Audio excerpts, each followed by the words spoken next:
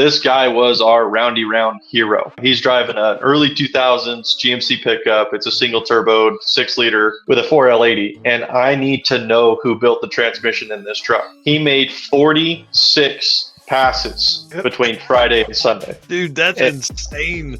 Yes. Wow. The converter had to have just been bright red. I mean, guys, welcome to episode 125 of the Drag Driver Pete Show, presented by Summit Racing.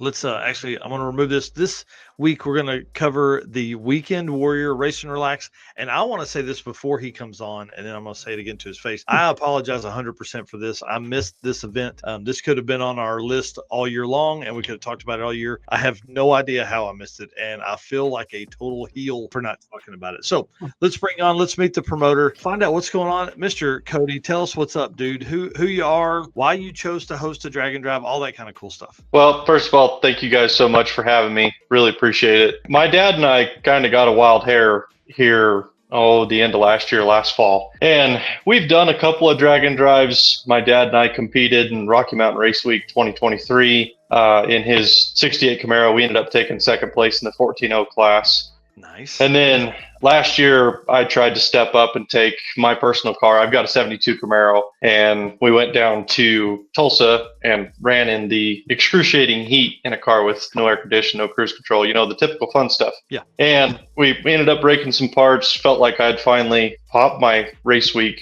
and, had some problems, which was... It sucked, but it was a lot of fun. And when we got back from that event, we started telling people, what we had done. And everyone that we talked to, they're like, oh, that'd be so cool if I could go do that. And we're like, well, here's your shot. Mm-hmm. And they go, well, I just can't get a week off work. Yep. So here's your chance to get in on a weekend one where, maybe you take off Friday afternoon and you're back to work Monday morning. And a lot of people were scared of the drive, I think. But it turned out great. We went out on a whim and started working with our local track to try and put something together. It's a short drive.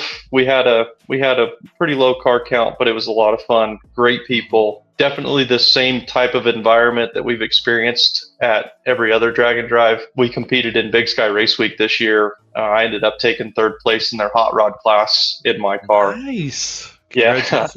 Thank you. That event's on my list for 2026. Oh man, hands down. That is hands down an awesome event. Great people, great drives, beautiful weather. Day one, we broke twice before we even got to the track.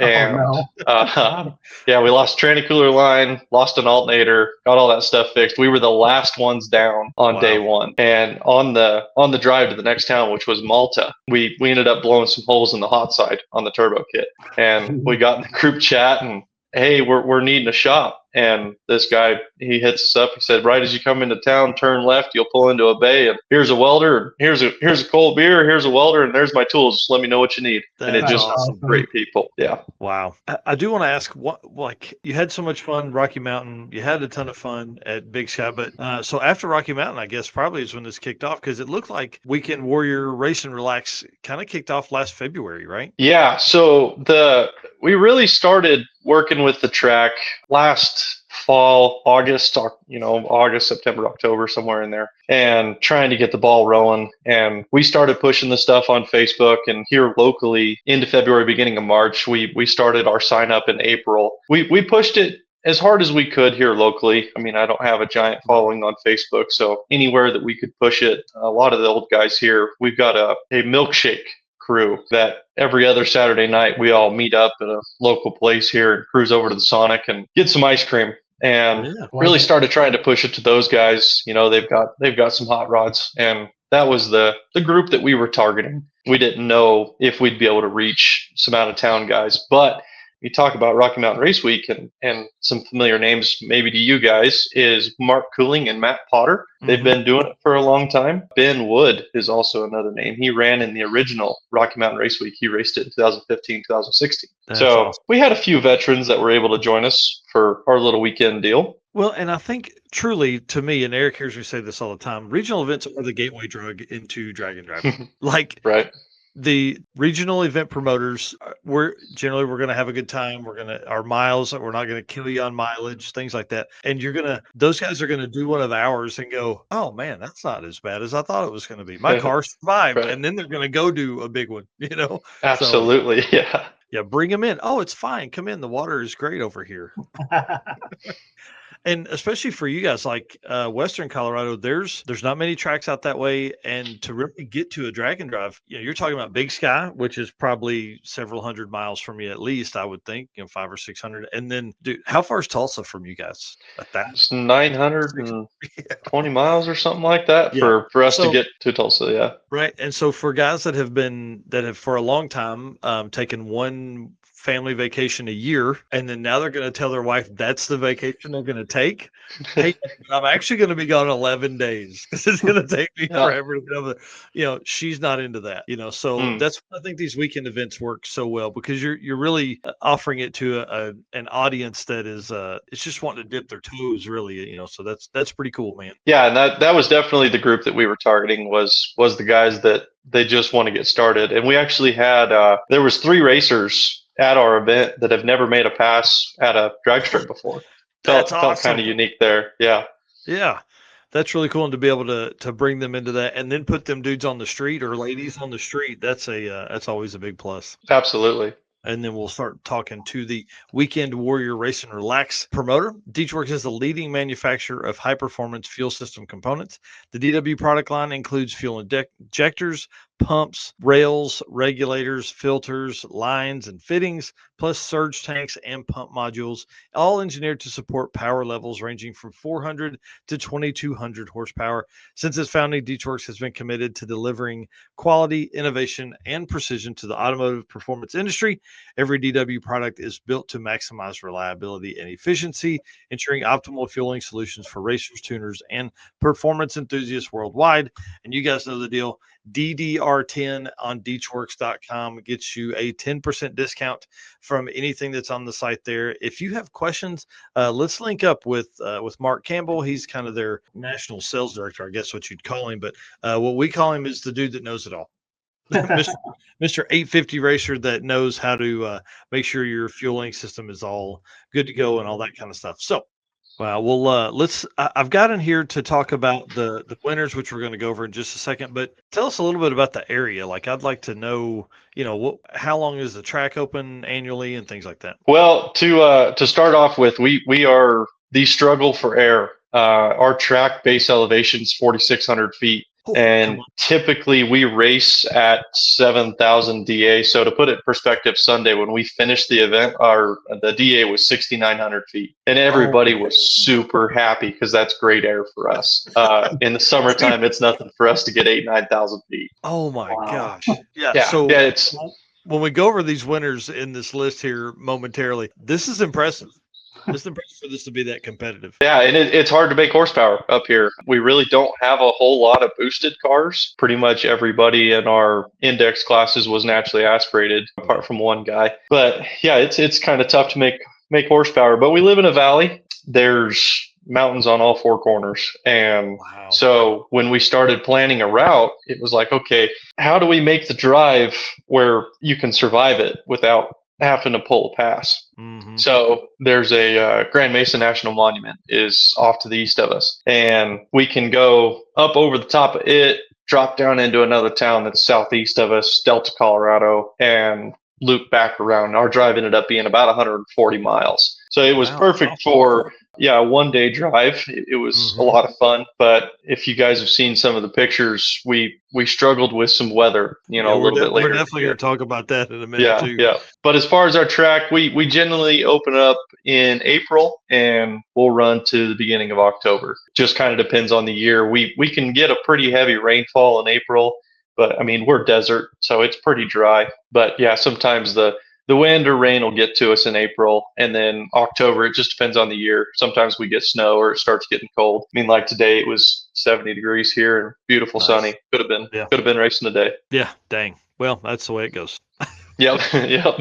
Well, walk us through the name. I love the Weekend Warrior Race and Relax. I think that's a great name, but I also love the Weekend Warrior side of stuff. There's a lot of guys that just run their car on the weekends, man. It's perfect. Right. Sadly, we didn't fall victim to. We were trying to plan ahead of the unspoken disagreement going on within our community. We started seeing everything that Wild West was going through, and luckily we were really small, so it didn't hurt anything to do a name change. But yeah, we were started out Weekend Warrior Drag and Drive, and we were like, okay, if something happens and this gets big, we don't want to be fighting a lawsuit or having somebody come after us. So we just went, and it's my dad, my mom, my wife, and I have been kind of the ones putting this together. So over a Sunday dinner, we were like, oh, what do you think about this Race and Relax? And yeah, let's run with it. And yeah, I can appreciate that. I've had some lengthy conversations about that whole thing. Right. So yeah, love the name though. I think it really fits what you're doing. What you've got going on there for sure. Yeah, there we go. All right, trying to figure out how to make you big, dude. Okay. Gotta put you on this big on the screen here. So you've done it before. You've had all the fun. Now you're like, hey, I'm going to step into hosting this thing, and we're going to talk about like favorite routes and all that kind of stuff in a minute. So let's do this. Let's run through your winners and just give us just a quick story, kind of how because some of these were tight. Like right. I didn't go back there and look at the daily results to see who was leading, going into the final day and all that kind of stuff. So kind of give us some. We'll start here first off. We'll start with I think we're starting with the unlimited class. So who won? Or I guess we can run through who. Eric, if you want to run through winners and stuff, and then Cody, you can tell some stories. Perfect. Yeah. Starting out with the unlimited class. Winner was Nick Johnson with an 8.88 average. Second place was Jonathan Ryan with a 9.55 average. And looks like you competed in this yourself. Cody Van Winkle, third place with a 10.39 average. So how was it to race and put on an event? I hear sometimes that can be a little difficult. Yeah, it was. So I brought a friend that had never done this before, and he was my co-pilot. I kind of put him under the gun and told him, hey, if we're doing it, we're going to do it right. So strap in and let's go. It was a lot of fun. Luckily, my car's pretty maintenance free. It's air to water setup with a heat exchanger, twin turbo. We ran on pump gas the whole time. So not a lot of maintenance there. We swapped tires between the street and the track, but put some air filters in, check tire pressure.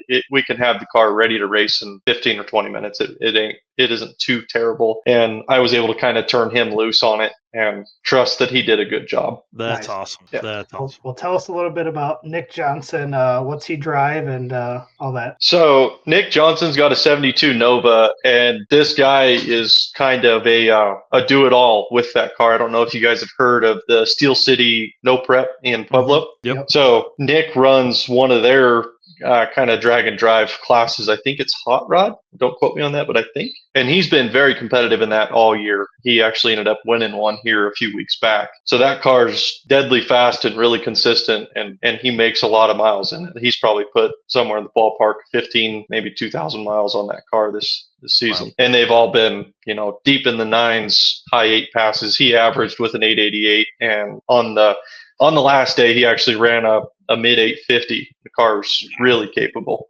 Second place there with Jonathan Ryan. He's got a 2004 GTO. And the cool part with this guy is he actually holds the record for the fastest 2004 to 2006 stick shift GTO. Yeah, he's doing it on factory ECM, full interior. This guy's awesome. He ran a 934 against me on Sunday, and I've got a GoPro video with the laundry out at the finish line. That's cool. So he did a really good job showing out that car, and this is actually his first drag and drive. He's been around him a little bit, but this is the first one that he's competed in with that car. And then, I brought up the pack there with the 1039. So for our first year, I'm extremely happy with the competition that we have in our fast class to start with. Oh yeah, for sure, man.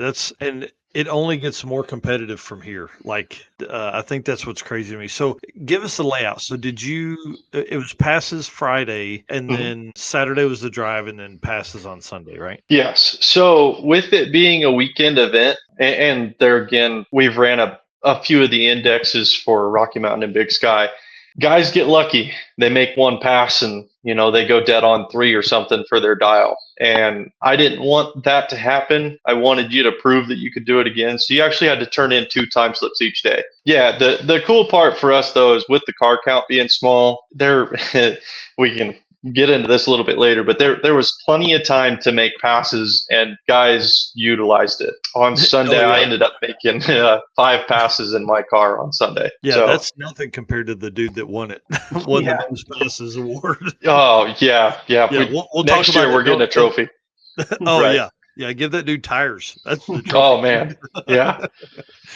Yeah, that's pretty cool. All right, so let's move on to the next class here, Eric. All right, the 11-0 class was Jeep Barry with an 11.059 average, and second place was Matt Potter with an 11.259 average. So the really cool part with Jeep Barry is his dad. He's a local mechanic to us. He built this car, originally built a motor, and the car was built to go on Rocky Mountain Race Week. Sadly, Ron, he ended up passing away, and they didn't get the chance to take it on one. So it was a big deal for Jeep to bring this car out and be as competitive. We watched several passes. The car went 1080s.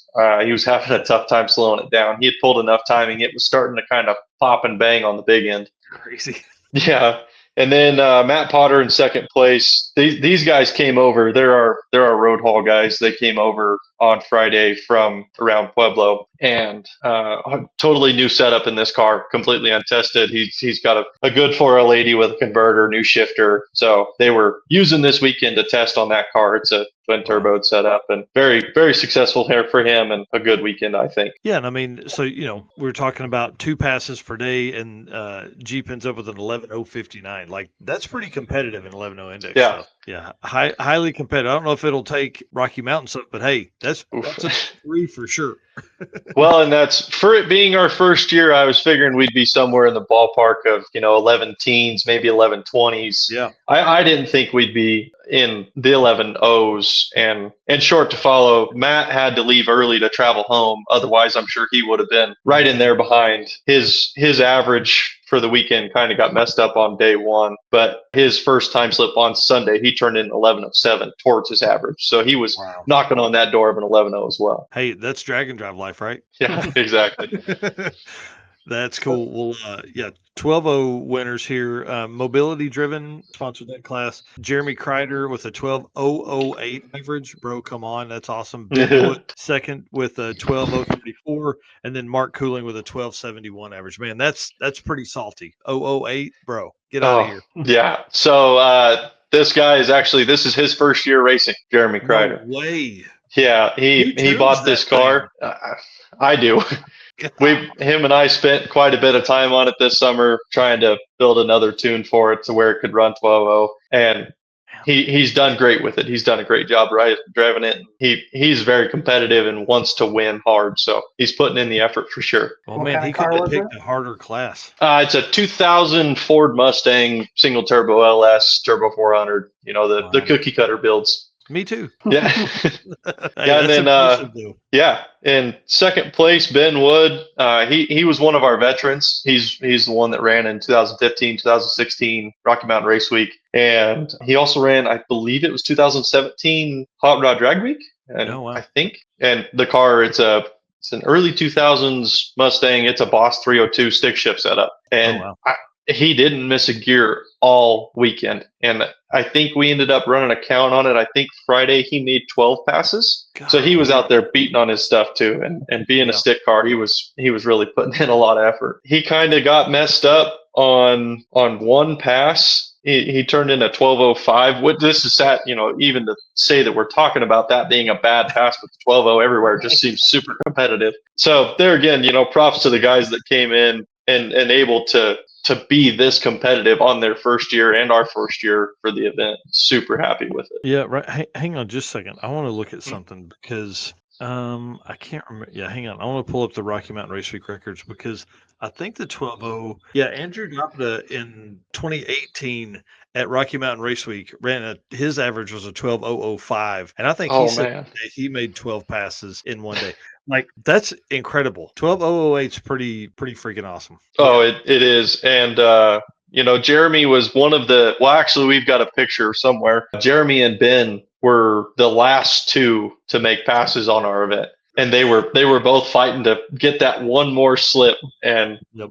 it's cool to see them fighting for it. Yeah, Jay Blanchard has a great story about that. Or was it Jay or no? It was Jeremy Ortiz when we were at Byron for Six Summer, wasn't it? Eric, Jeremy Ortiz and Chris Mary were like, "Hey, let's both go run side by side, and whatever that number is, let's just be done."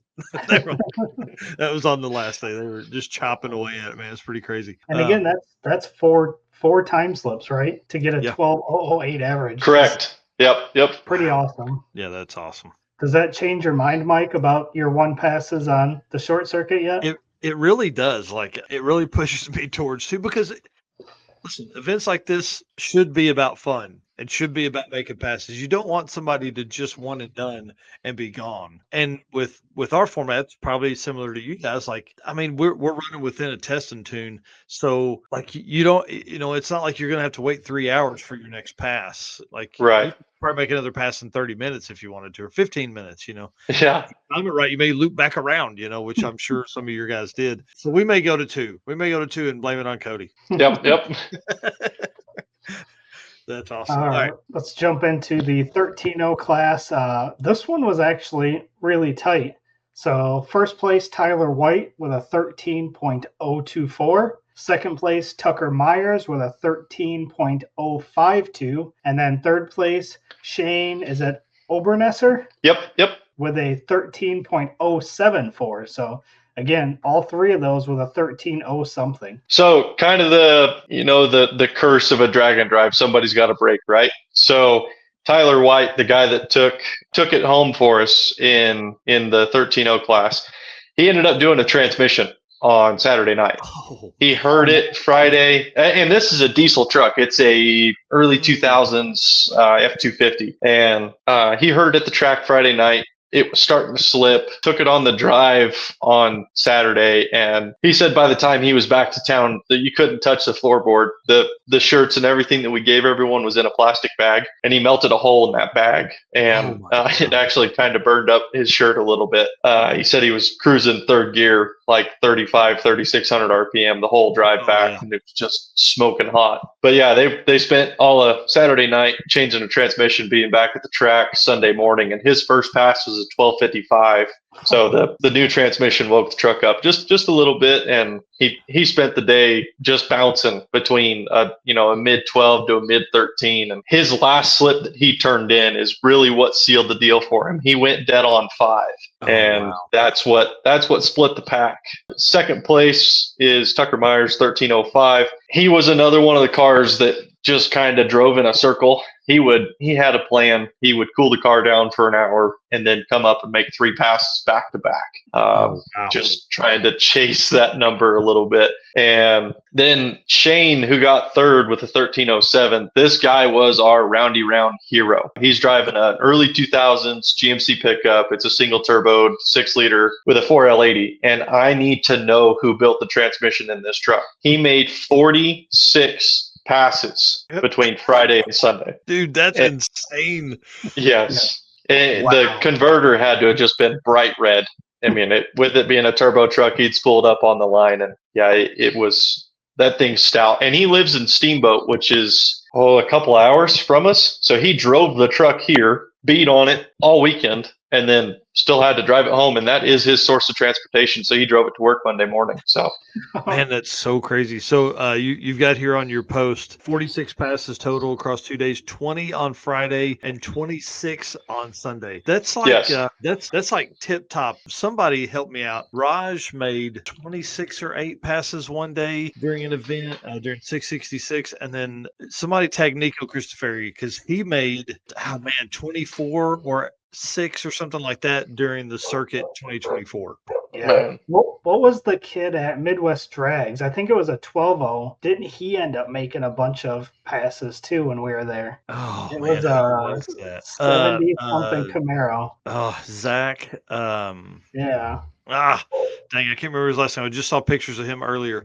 I was deleting photos out of my phone, and he was in there, Zach Austin or something like that. He actually was another one. Yeah, he moved to Springdale, which is south of me, and lived here for like a year and a half. We saw each other a couple times at Mocan and stuff. So big shout out there. Oh, that's cool. Hang on, now I gotta look up his name. Yeah, that's crazy, dude. That is crazy to do that to make that many passes. Yeah, and he was upset. So when we left the track Friday night, he was in the running for first. He pretty much had it locked up, or so we thought. And then we come back for Sunday, and Tucker goes 13:01 off the trailer, and Tyler, after making a few passes, he finally turned in a 13:01. So Shane started sweating it a little bit, and the DA got good. He just couldn't slow the truck down. He was really struggling trying to pick a drop spot, and just chasing that number.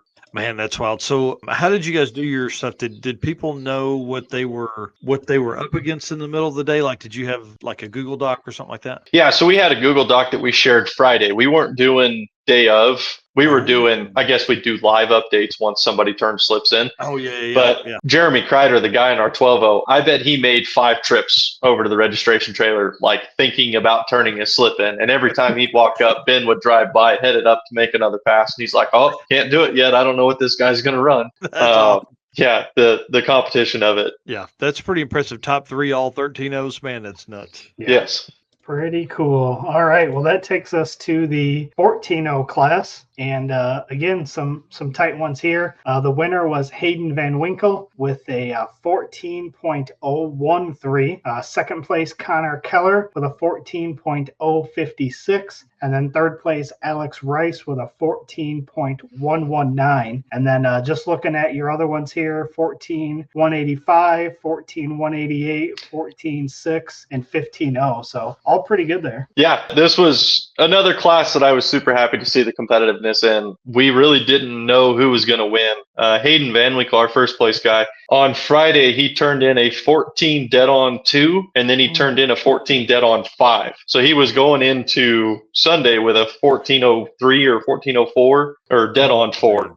So everybody was really thought he had it sewed up. But that's the cool part about racing here is the air can change drastically just over a day or two. So Saturday we had some weather move in, and it really made the air come good on Sunday. So guys were trying to slow their stuff down, which made that 14.0 really hard to get to. But one of our number 5, John Ellison, he turned in a 14.18 average. He started the week off with his truck running 14.50s. So the air really helped him out. And then same thing with Alex Rice. He was, 14.20s and 14 teens, high teens. So the air helped those guys drastically on Sunday, improve their average, and it really tightened the whole field up. Yeah. Yeah, I mean, go ahead. I was going to say, looking at 4th and 5th here, I mean, you talk about close. John Ellison with a 14.185 and Chris Mills with a 14.188. Like, those guys had to have been going back and forth. Oh, yeah. And